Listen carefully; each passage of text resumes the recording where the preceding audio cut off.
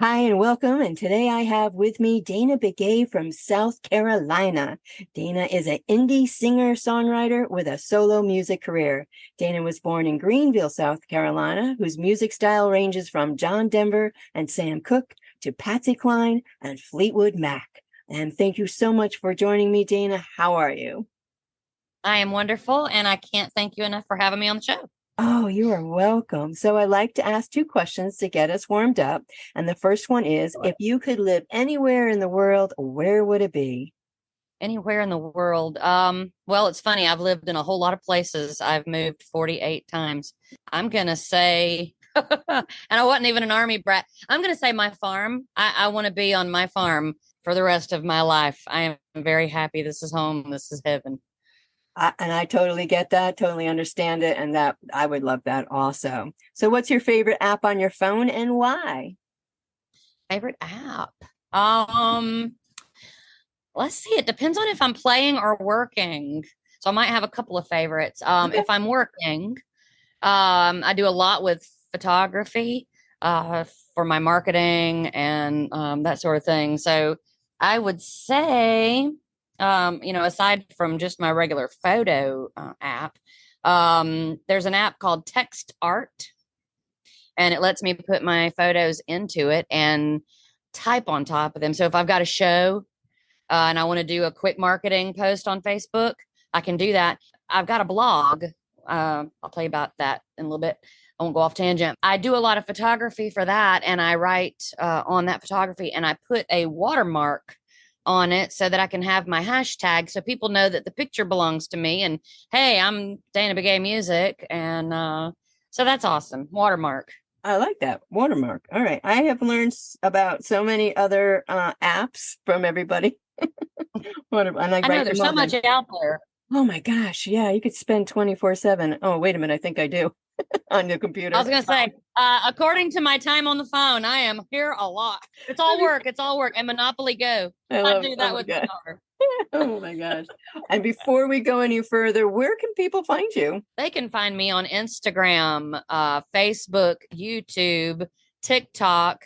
I am Dana Beigay. If you go to Google and you type in Dana Beigay, Beigay, you're going to find everything I've got to include all my links. There's an app called All My Links / Dana Beigay. So that's the easiest way to find me is just to go to Google. I didn't realize how many pages of myself there actually is on there. I'm bona fide, I guess. But You are. And I did that. And I'm like, oh, look, you were born in Greenville, South Carolina. You've been in beauty pageants. You've done cheerleading when you were young, and attended a Christian school.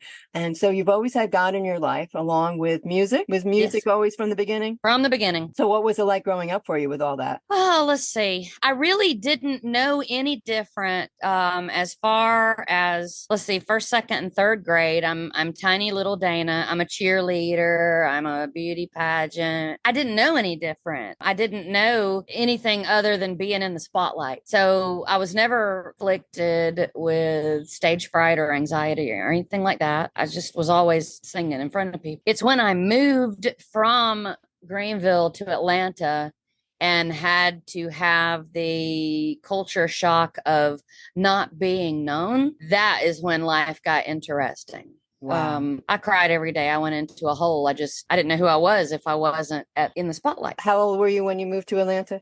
I was in the third grade. 'Cause I started school early, Mhm. so I was about 8. That's a big impact on somebody that young, going from what you went from to having to basically start over again. Yeah. So where did it go from there? How did you build yourself back up? Actually, music stopped, beauty pageants stopped. I was absolutely I would say it's funny. I erased most of those memories. I had something traumatic happen in my life back then, and I had a very abusive stepfather early on. I erased a whole lot of that. I didn't really get into being my personality that I am now. I guess it was the ninth grade. High school. It was Yep. which is tough enough. Yeah. Yeah. So I went to the ninth grade, still in Atlanta. I graduated early. I wanted to do music. That's what I always wanted to be. And if I've heard it once, I've probably heard it 8,000 times. You're living a pipe dream. Really? You're living a pipe dream. So you didn't have the support. You had the chatter in your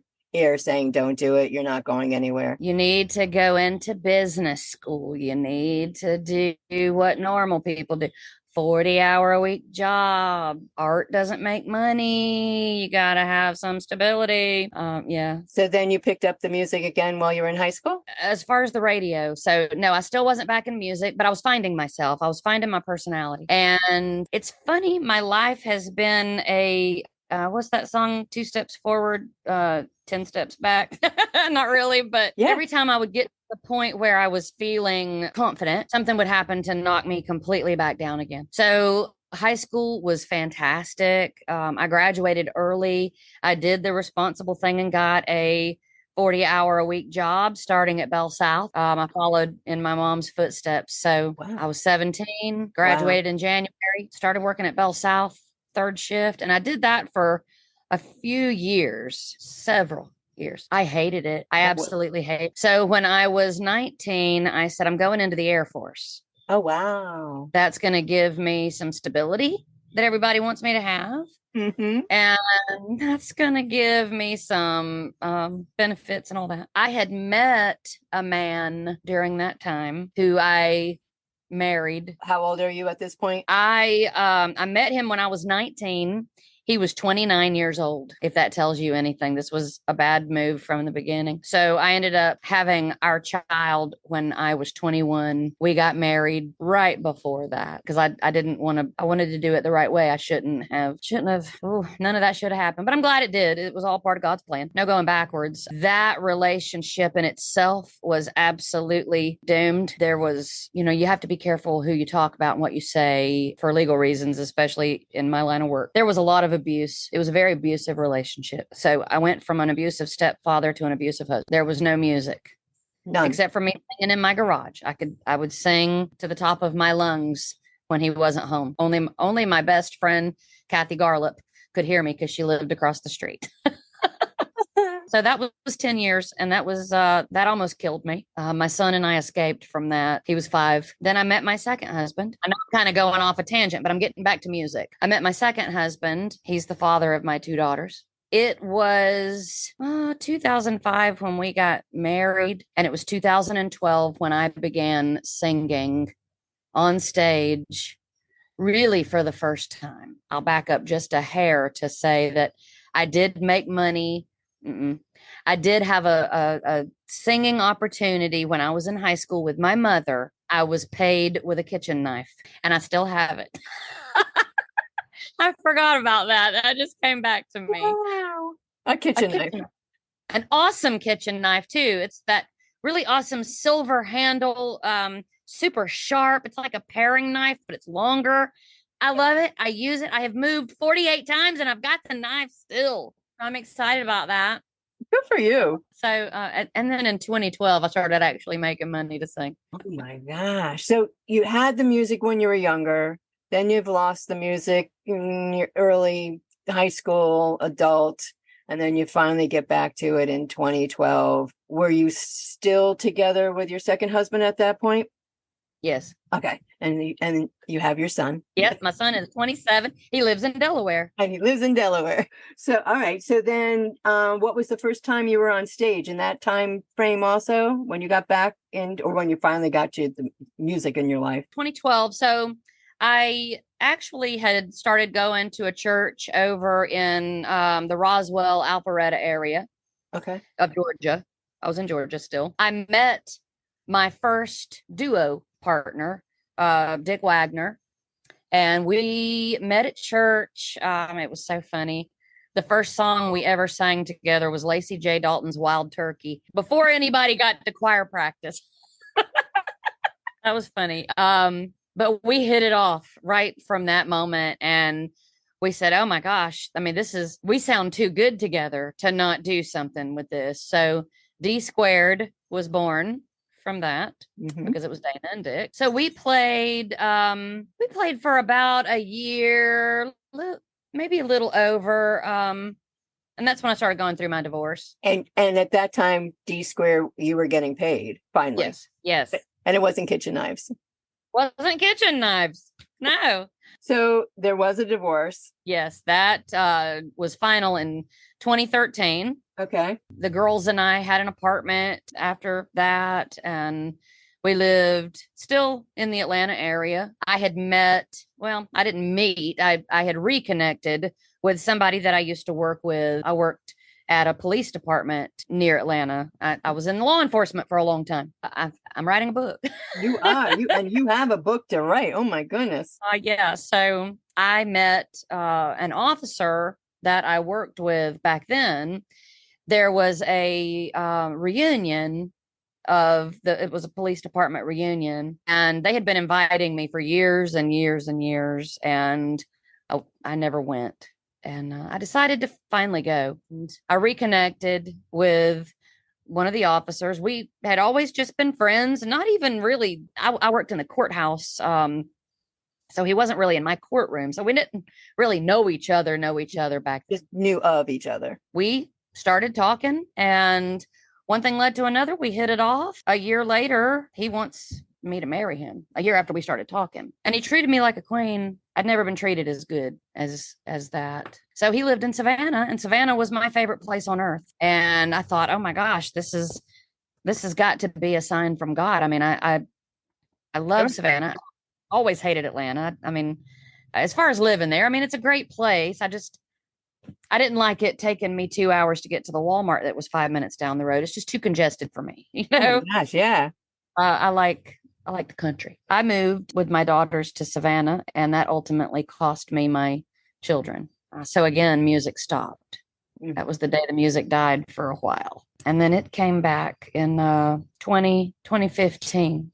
2014, 2015 is when it started coming back with open mics, and I joined a band and all that. Because if you hadn't done that, we wouldn't be here. No, we would not.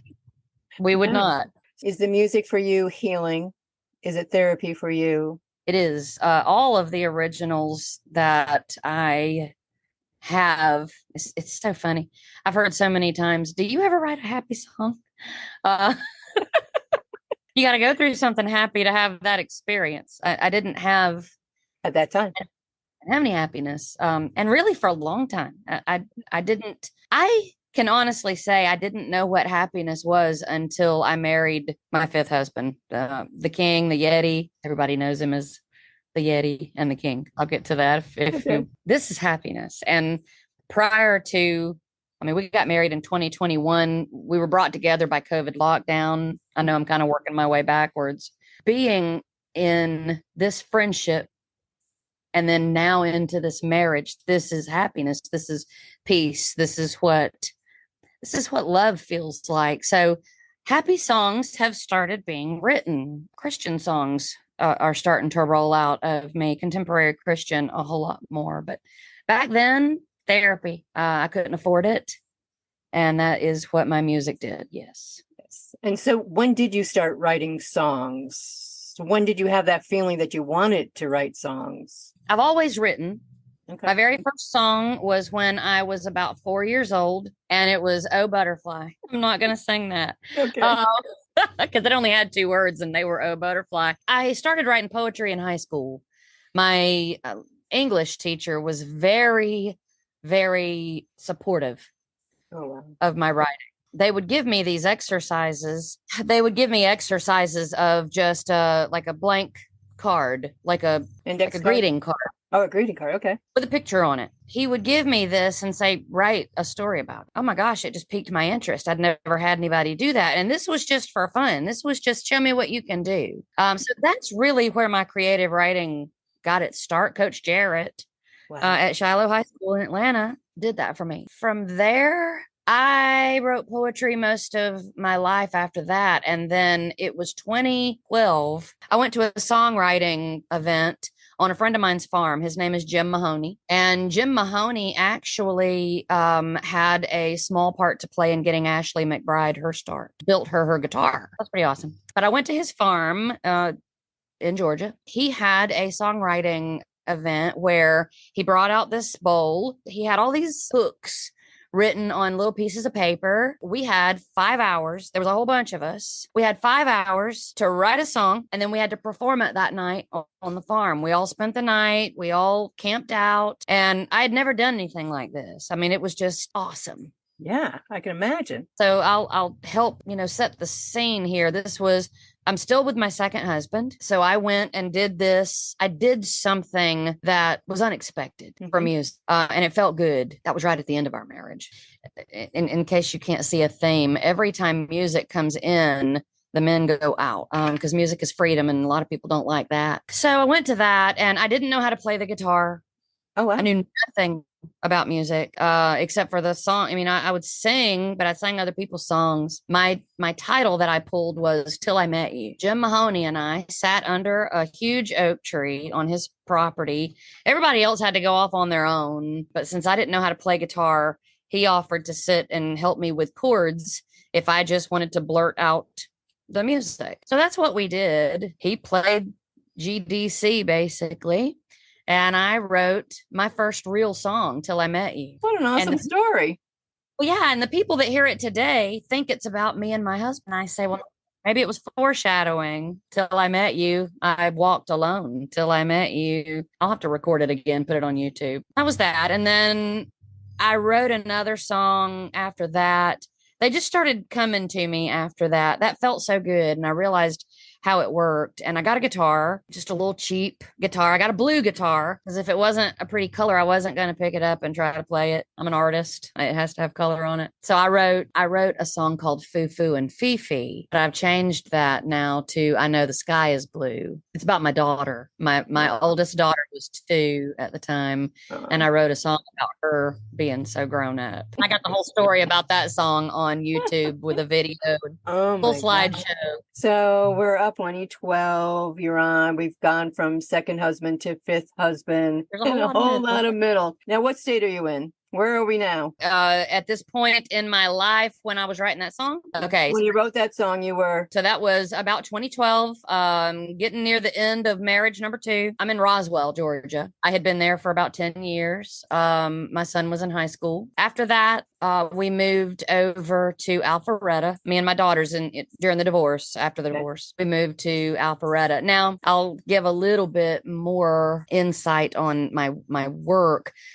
Because I wasn't a full-time musician. So we know I worked in law enforcement. Then with husband number 2, I met him at the job I had. Oh, okay. I was his father's executive assistant. So we worked for an insurance company. It was a third-party administrative insurance company. So it wasn't like a State Farm or anything like that. My then husband and I met there. We were all let go. My father-in-law, his partner, and myself and my husband were all let go from that job.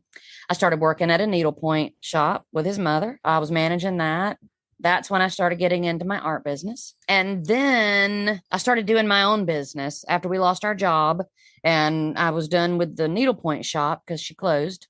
I was working for myself selling artwork. So I've always been sort of a hustler. I've always been able to pull in money from all different kind of avenues. So I did that for a while. And then because I was a stay-at-home mom, it was really hard to find a job when we were going through our divorce. Okay. But I did. I found another admin assistant job that was helping me survive in Alpharetta. I have a 40-hour-a-week job. They always told me I got to have a 40-hour-a-week job. So I got that. You can't live without that 40-hour job. Nope. I like to eat. That was that. And then when I ended up moving to Savannah with husband number 3, I think my book is going to be called The Memoirs, MENWARS. When I moved to Savannah, I was able to take that job with me. They let me work from home. And what year are we up to? We are in 2014 because the divorce took about 2 years. Me and husband number 3 had a chance to get to know each other during the separation, divorce process and all that. And then we were married after that. My timing wasn't the best, I guess, but life is what it is. Yeah. So I was able to take that job with me to Savannah. And then as soon as I got to Savannah, I lost my children. My ex-husband took me to court to modify our custody because I had moved 4 hours from home, his home. So life as I knew it ended on October 11th, 2014. My daughters were 6 and 4. I didn't know what to be other than a mother. That year was terrible. I actually, for 444 days, I did the math. That was the darkest period I've ever. I hope I never, ever, ever have anything like that again. I can't even imagine. Yeah, I almost lost my mind. And I remembered my grandmother when I was little. She used to say that in the end times, talking about Revelation, people would be so scared and sick and tired, and they would pray for rocks to fall on their head. They would pray for death. And I always thought that was such a crazy image. It was just it was one of those images as a little kid. It stays with you. I resonated with that during that time. I wanted to die. I thought being dead would be easier than being on this earth and not being able to see my kids. Absolutely. And there were months and months that I went where I wasn't able to see them. Because at this point, husband number 3 has left the building. He served me with divorce papers 1 month after losing the girls because I was too sad. In a period of less than 60 days, from October to December, I lost my husband. I lost my kids. I lost my home. Just after that, I lost my job. What kept you together? I mean, I at that point, I would think I would have lost my mind. I tried to lose my mind. I tried to die. Nothing worked. I put myself in the worst situations you can imagine. I mean, I'm talking walking alone down a dark alley in downtown Savannah. I wanted it to end. I cried so much. I cried so much during that time that I didn't cry again for years because I don't think I had tears. I honestly thought I had run out. I can't imagine. I mean, I've had some dark periods, but nothing like that. And so what was the turning point that started bringing you back around? I was almost killed. Almost got my wish. So I'd gone to California, either to make it or to be killed. It's crazy to even say it out loud, but I thought, okay, I'm going to fly over there. I knew someone there from high school. I'm either going to make it or it's going to swallow me whole. Well, it tried. I wouldn't go down. I wouldn't go down. The first night I was there in California, the person that I had known in high school had been doing a drug that I didn't know he was doing. And he put a cigarette out on my face. And I fell asleep because I'd been on an airplane all day. He got mad because I wasn't up to talk to and put a cigarette out on my face. I broke his ribs. That sort of set the tone. And then I spent the next month and a half. I had to wait for my truck to be delivered. Once it got delivered, I started driving back across country. Whole lot of bad happened there. Did I say I'm writing a book? Yes. And then in August, all right, so I got back from California in June, and then in August I had a relative move in with me, and I'm thinking, okay, God, I'm gonna have somebody help me with rent and all this. Let me back up just a hair and say that when I had to move out of husband number 3's house, I had to move into the ghetto. And when I say the ghetto, I mean the cops didn't drive down this road. I was the only white girl in the vicinity. I was welcomed on day 2 by a police officer that was knocking on my door looking for the prior resident because the house had been broken into numerous times. They told me I should move. I said, I can't. After that, I was welcomed by a gang. That was terrifying. It was a terrifying experience. There were drive-by shootings. I went from a PTA neighborhood where there were white picket fences and sidewalks to living as the only white woman for blocks in this area that I was terrified. I had no AC. I couldn't afford electricity. I could barely afford rent. I had no food. You realize real quick what priorities are, and you realize real quick what necessities are because you don't have to have electricity to live. As long as you've got a candle and a gun, you can live in the dark in the ghetto. That was terrifying. I lost a whole lot of weight. I honestly, Deb, I don't know. I've looked at my check stub, not check stubs. I've looked at my bank statements because of going through this court case now. You have to get all that stuff together and you have to relive everything that you went through so long ago. And that was therapy in itself. But I don't know how I made it. I was working as a waitress. I worked as many shifts as I could. And then I ended up having to get another waitressing job. So before it was over with, I had 3 waitressing jobs, just trying to make ends meet. I was finally able to get my electricity on. And when I had my kids, I would get my electricity cut back on for that visit because I didn't want to know that there was anything wrong. Of course. But my son and I had to live through that. I mean, my son was in high school. So when my relative moved in, it was a breath of fresh air because I had family. Right. And my family had a job.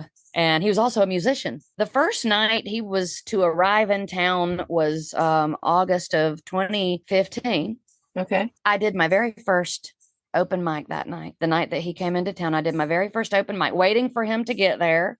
I was so excited to have somebody to do music with, and this is it. So I fought back the urge to just totally throw up on stage because I had never played guitar for any. I had my guitar now for a few years, and I had written so many songs now. I mean, at least 25 songs by this point. Wow. And I've only been writing for 2 years, really. They're all slit your wrist vertical songs. I mean, like, just so sad. They all tell a good story. He comes into town. We're going to do this. We're going to do some music. We practiced. We went to some open mics together. That's how I met the bass player for the band I joined. Everybody's a link in your chain, you know? So I met the bass player for my band, Moss City Groove, I'm going to say about a month prior to this. So November 2015. So in December of 2015, my family member had been a meth addict without me knowing. I did not know that he had been a meth addict. Did I mention I'm a freak magnet? I mean, it doesn't matter if they're family or strangers. If there's something wrong with them, they're gonna come to you like a moth to a flame. Because we're in the ghetto, drugs are so readily available. They talked him into, on the night of December 29th, he flipped like Dr. Jekyll, Mr. Hyde. I had no idea. He went in the house to get some sweet tea and never came out. And when I went in to check on him, he almost killed me. So that is, he beat me almost to death. Oh my God. And then strangled me with my mic. Woman. I didn't even know I was being strangled. I knew I was dying, but I didn't know why. I could see, they say that there's a bright light. Well, for me, it was because tunnel vision is real. When you're being strangled, your vision gets smaller and it turns into just a pinpoint of light. And all you can hear is a train. I mean, that's it. It's so loud because you're dying. How'd you get out of that? I stuck my hand down his throat. I don't even know. I don't know. It's just like, when the guy in California put the cigarette out on my face and I broke his ribs. I beat him. And that's the training that my stepfather gave me. I learned how to fight at a very young age. And it's really funny. I mean, if there is a positive to any of this, it's that everything that happens to you in your life prepares you for the next phase of your life. Everything I had been up to this point had prepared me for this very moment. So when you do something over and over and over for a long enough period of time, like I had in protecting myself because I had to with my first husband, you go into autopilot. You do. And I was able to fight him off of me. I almost ripped his tongue out of his mouth. Wow. And I didn't even know I had done it. No, because I'm sure it's the adrenaline and you just were literally fighting for your life. I got him off of me and I didn't, it's so crazy. I could see him on top of me. Right. And I could see his hands like this right here, but I didn't understand what he was doing. But that was the mic cord. So I jumped up from there and ran next door.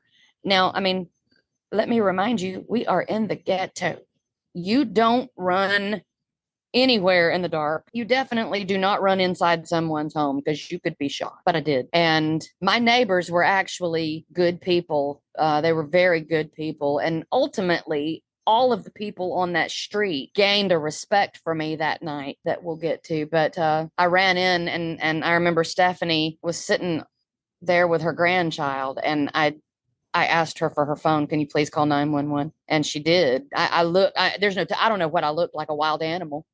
I was beat up. So the cops came immediately, which was crazy because they did not come down this street. So they called an ambulance. The ambulance came with them, and they took me to the hospital. I was back about 12:30 in the morning the next morning, December 30th. My friend Janet came from Atlanta. I called her. I called my dad because my relative was on his side of the family and I needed him to know what had happened. Absolutely. And then I couldn't speak. My vocal cords were broke. So my friend Jan came from Atlanta and she stayed with me for a few days. I know, people believe what they want to believe. She was able to do energy healing work. She called upon our angels and she did healing work on me during those few days. It's funny because we asked for my singing voice to be healed. We didn't think about my talking voice. Oh, wow.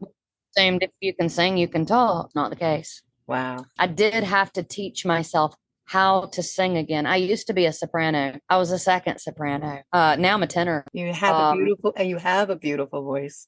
I'm in the choir at Anderson University. I'm going to school. We'll get to that too. But I'm in the women's choir this semester, and I'm an alto.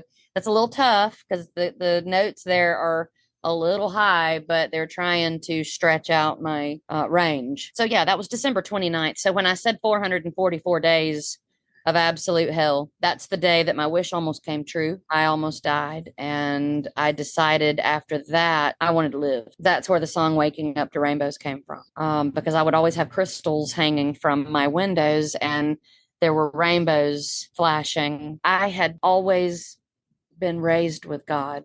Mm-hmm. But I had dared him to help me, basically. Right. I had turned my back completely on my faith after losing my kids because I just felt like there wasn't a God. There can't be a God if he's going to let this happen. When you do that, you make a choice. Right. To fight your father. And he's not going to disown you, but he sure is going to make you wish you hadn't fought him so hard. Absolutely. That period of coming back to my faith started that day, December 30th of 2015. I was baptized just a few months ago with my oldest daughter. What is this, 2023? Yes, it is. So, it's definitely taken a while for that to happen. And that's okay. It's all in God's time. Oh, definitely. That got me into my, right after that, is when I got into my band. It was funny because all these songs that I had known all my life, I had to learn how to sing them all over again. My son said, Mom, there are no accidents. Everything happens for a reason. And you've always been able to sing good, Mom, but your voice, it is original. There is nothing else out there like that. There's nothing. You are original. Absolutely. I think that he didn't kill you. He killed who you used to be. He's given you a fresh start. Well, that was a pretty cool concept. So I stuck with that. Yeah, very wise young man. Yes. I love him very much. Absolutely. Finally got out of the ghetto. I was waitressing and my manager there ended up being husband number 4.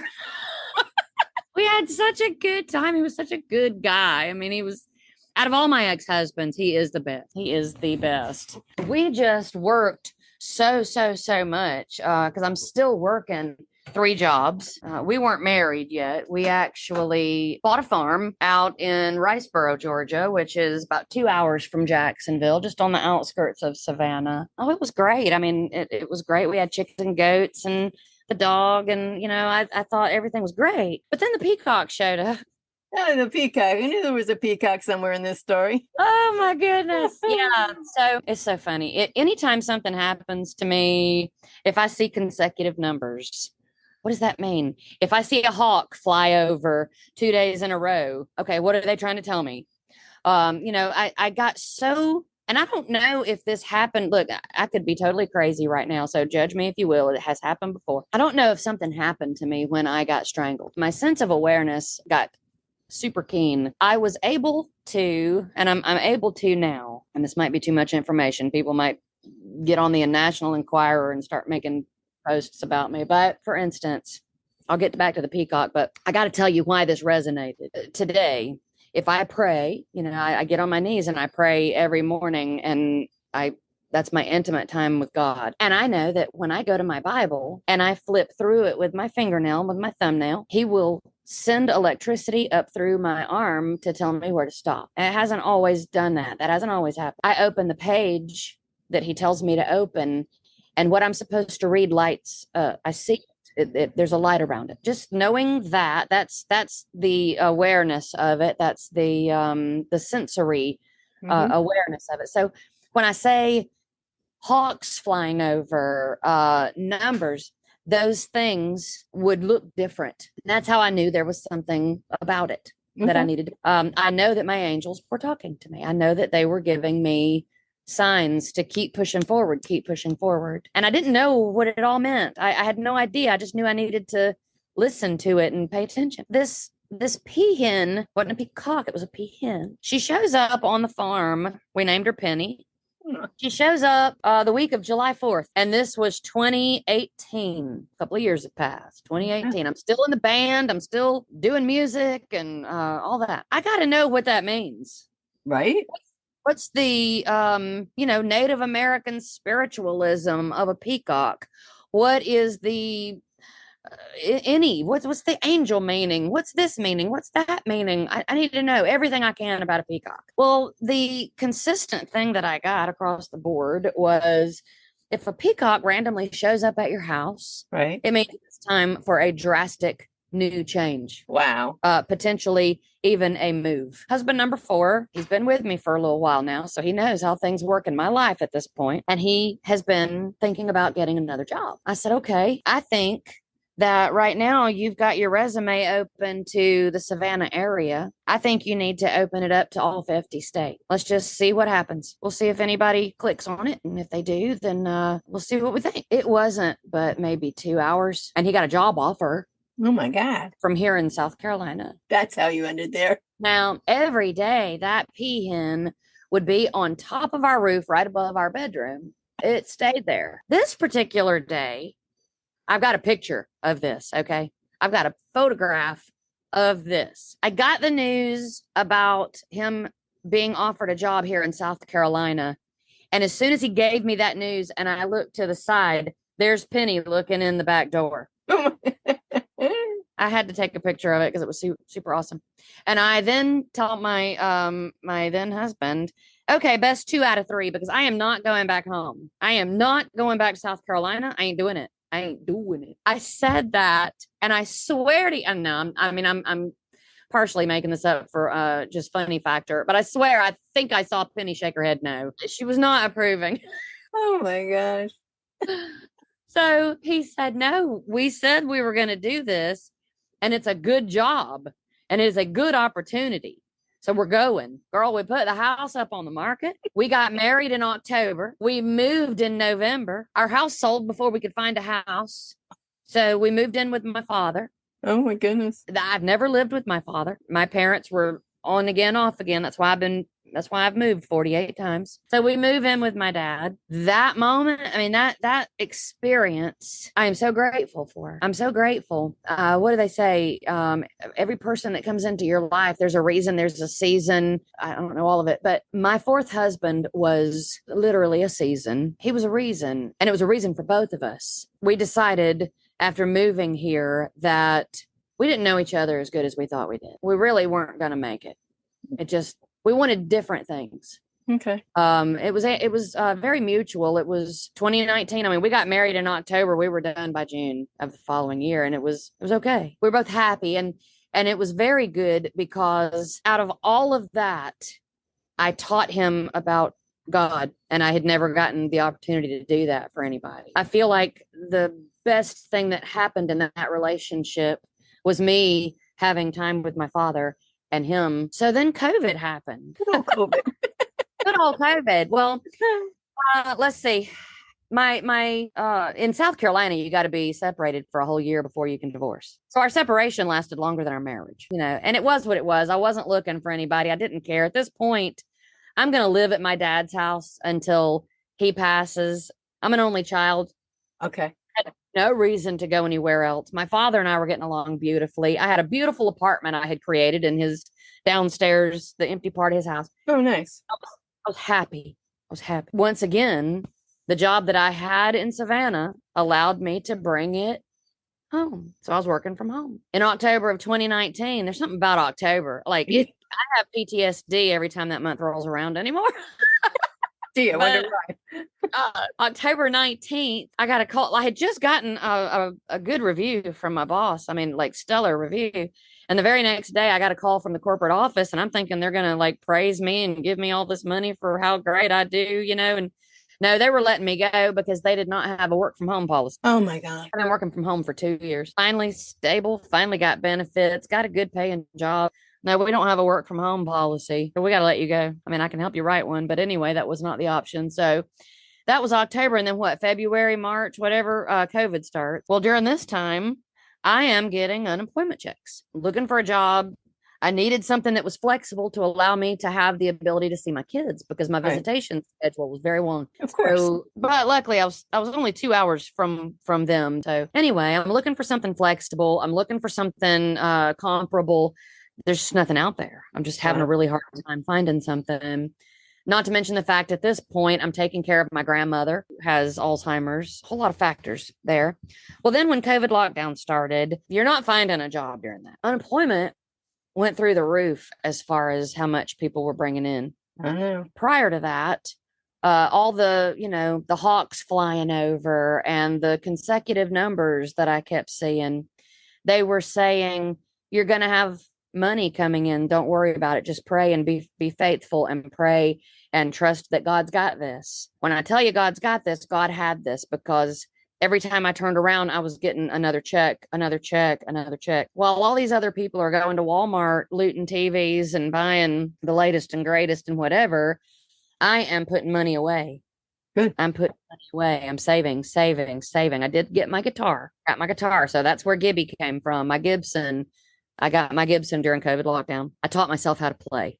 That's awesome. Right after COVID lockdown, decided I was going to do this again. During COVID lockdown, I got on YouTube. That's when I started my YouTube. I got used to talking to people that weren't there. I got really good at talking to people. I got really good at making videos.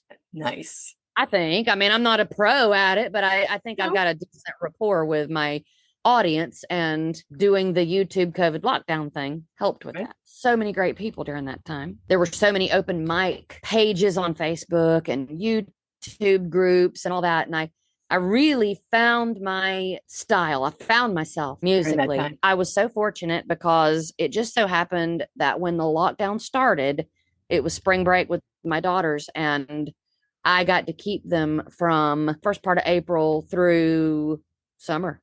Oh, nice. That's the longest we had since their father got custody. That's what began the talk of them wanting to come home. They wanted to come back, and they always had, but it really got nailed in. Spending that chunk of time with you. Absolutely. I homeschooled. Our property at my dad's house, he had 11 acres. Wow.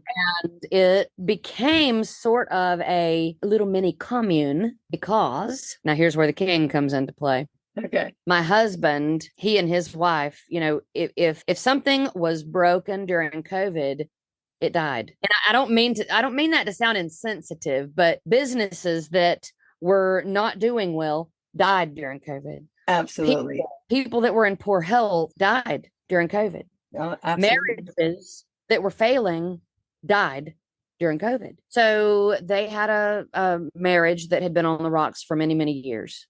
And having to spend, when you have something to keep you busy and you have a job to go to, you can endure. When you're stuck in the same house with another human being, just the sound of them brushing their teeth bothers you. Mm-hmm. The sound of them taking in the same air as you is a problem. That was the point that I guess they had gotten to. And, it's just sometimes time does that to people. Yes, absolutely. Both decided this we can't keep doing that. Life is about happiness. You reach a point where, there's no fixing this. So my husband and his ex-wife got separated cause of the got to be separated for 1 year law in South Carolina. You got to be separate and apart. Well, he had a camper. He had an Airstream camper, and he was just going to live in their yard. I mean, he had hookups and everything. He was going to live out in their yard. Why not? And his attorney was like, no, nope. No. So he had to find somewhere to go. And it just so happened that my father had 11 acres, but he had hookups on his property. So David moved to the property. He was a neighbor. He was about 4 houses down from my dad. I'll get back to that 4 houses down thing before we're done. So during COVID lockdown, we got to know each other. I mean, we had nowhere to go. I am an expert in divorce at this point in my life.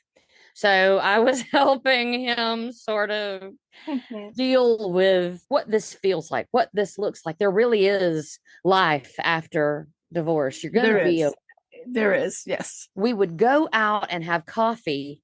My dad had a shop. My dad had a house across the driveway. He had a big shop. He worked on horse trailers. Oh, wow. That's what he did for himself. I get my creativity from my dad. And then David was further down on the property. So he would walk up to my father's shop in the morning, get coffee going because there was a coffee pot in there. And we would just sit out in the driveway and watch the sun come up and drink coffee and chit chat and solve all of life's problems. Well, we did that for a solid year. I mean, there was nothing else. And then life got back to normal. He was a college professor. So life got back to normal. He got back into his thing. And for me, it was more of the same. I'm doing music. I'm making YouTube videos. I decided to start doing shows. And you decided not to go back to the 40 hours that everybody told you needed to do. I'm done. You're done. You are done. I'm tired of putting my whole life into a company and have them just fire me on a whim. And I gave everything I had several times to several companies. It always ended the same way. Yeah. Replaceable. So COVID pushed you out. COVID pushed me out and pushed me in. And God said, do it. Yep. Because of the money that I was able to bring in, I was able to financially support, I had my child support. I had obligations, but even with my child support, I was able to save. Good. I saved every dime. I started getting shows. I had been a Mary Kay lady since I was in my early 20s. Oh, wow. I still am. I don't do parties and all that. I'm still a Mary Kay lady. I'll never have the car. That's not my goal anymore, but I do love Mary Kay, and I am a firm believer that if I stop using it, my face might slide right off. I'm not going to test that theory. No. I've been using it since I was 18. Let's not test that water. No. My face is on too many marketing posters anymore. I had learned how to book those parties. I had learned how to run a business. I had learned so much. All those years and all those skills of, being an administrative assistant, running a Mary Kay business, working what you worked wherever you could. You brought it all forward. And right out of COVID, you hit the stages. Took off. There were a few females. There was one in particular in this town that I knew of, Darby Wilcox. Keep your eye on that one. She's going to make. She's very talented. Very talented. She was really the only solo performer that I knew of back then. And still, there's not. Even now, there's girls that have come out of the woodwork since I've gotten on stage here. Okay.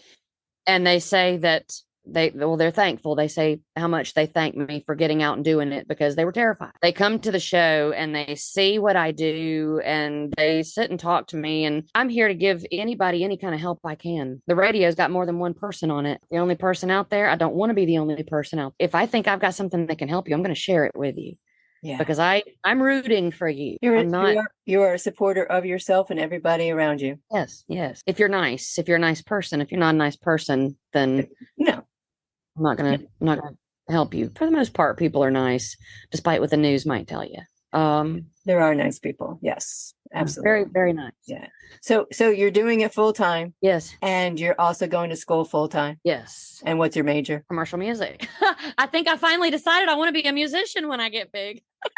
I So think I think you might have something there. I'm a 48-year-old freshman. Nothing wrong with that. And I go to school every day with my backpack and I sit in a chair. I do have one online class this semester, but majority of my classes, I'm there 5 days a week doing everything that the 18, 19, 20-year-olds do. It has been awesome. Absolutely. It has been absolutely awesome. And you're upbeat, which resonates at this point. Your happiness comes through, your love of your music, the passion that you have that you had so many times try to do yourself in, never mind to get rid of everything else there also, to come full circle to 2023, working full time. Your girls, your son, you have worked your butt off. You have fought to where you have gotten to. And I hope that that resonates with everyone and those that are struggling, because there are so many females, so many women, not only struggling in careers, but in their personal life. I hope that they can take one piece of this conversation away. And for me, it would be, you just have to always put yourself out there, and it could be a little fight, but fight. My preacher this weekend said a touchdown can be made just by going 3 yards at a time. That's it. It's one step at a time, one new thing to get yourself to the next step out of your comfort zone, because you've had to step out of a lot of comfort zones to get to where you are. There is happiness. There is definitely happiness. And I am so glad that you have found your happiness, your happy place, and your happy man. Yes, me too. Me too. It is absolutely crazy. And I will say, I promised you I would. When I met my husband, he was 4 houses down from my father. Our lives began when I was born. He was 4 houses down from my grandmother. Wow, that is just simply amazing. This whole conversation has been amazing. If I can ask you, if you were to give another woman advice, well, one, being in an abusive relationship, what would you tell them to get out of it? To get out of it, I did a video, Run Like a Lion, and that video shows an abusive relationship. It shows me at the very end, and I put all the numbers for domestic abuse hotline. I was so afraid that my husband was going to kill me. Of course. That I was afraid to leave. They scare you into staying. Find somewhere to go. It's such a goddamn, it's such a fine line, because you don't know if you tell somebody to leave, if their husband's going to track them down and kill everybody that's in the house. And you don't know if you tell somebody to leave and they leave and their husband ends up being a big, I can't say that on radio, beep, beep, beep, beep, beep.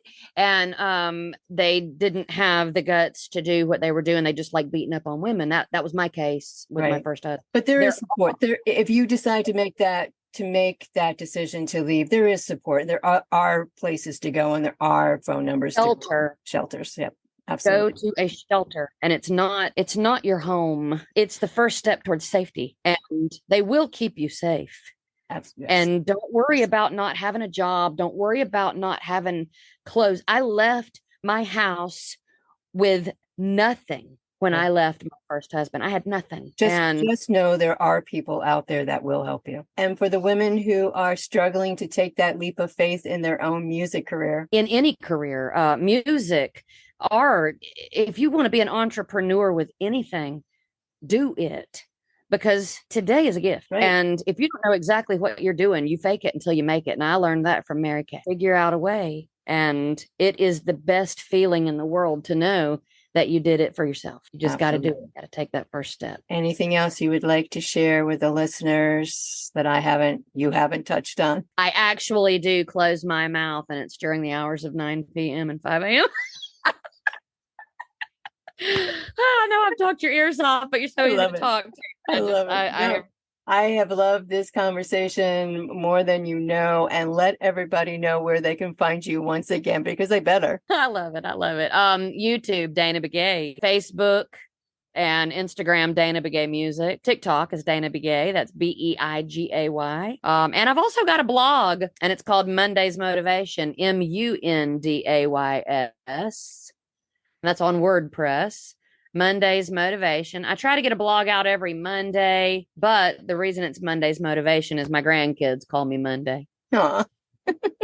I like that. I like that. Dana Beigay, thank you so much.